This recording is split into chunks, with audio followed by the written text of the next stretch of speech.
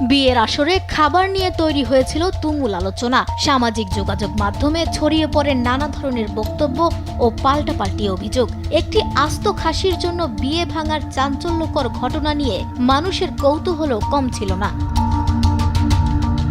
ব্রাহ্মণবাড়িয়ার আখাউড়ার আলোচিত সেই খাসি কাণ্ডের সাথে জড়িত জাপান প্রবাসী বর জোনায়েদ মিয়া। বিয়েতে আস্ত খাসি না পেয়েই ঘটান অকল্পনীয় কাণ্ড।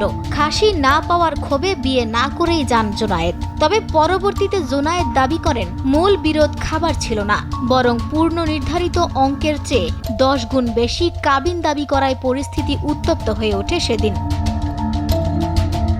নিজের ফেসবুক পোস্টে জোনায়েদ আরও অভিযোগ করেন তাকে কনের সঙ্গে যোগাযোগ করতে দেওয়া হয়নি এবং এক পর্যায়ে বিয়ের আসর থেকে বের করে দেওয়া হয়। এমনকি হত্যার হুমকি ও সম্মানহানির চেষ্টাও করা হয় বলে অভিযোগ করেন তিনি। তবে এসব অভিযোগের বিষয়ে কনে পক্ষের বক্তব্য তাৎক্ষণিকভাবে পাওয়া যায়নি।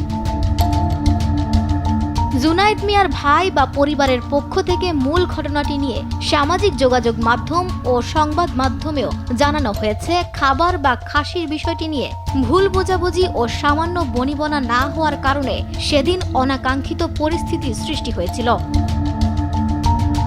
তবে অবাক করার বিষয়টি হচ্ছে খাসি না পেয়ে বিয়ে ভাঙার 24 ঘন্টার মধ্যেই নতুন করে বিয়ে করেছেন জোনায়েদ মিয়া।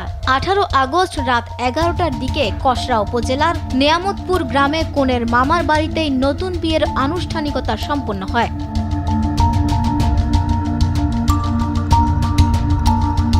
খাসি নিয়ে তৈরি সব অভিযোগ পাল্টা অভিযোগের মধ্যেই নতুন জীবনের পথে হাঁটলেন জোনায়েদ। স্ত্রীকে সঙ্গে নিয়ে নিজের ফেসবুকে ছবিও প্রকাশ করেছেন তিনি। তাই তো আলোচিত সেই বিয়ের ঘটনার পর জোনায়েদের নতুন বিয়ে নিয়েও সামাজিক যোগাযোগ মাধ্যমে কৌতূহল তৈরি করেছে।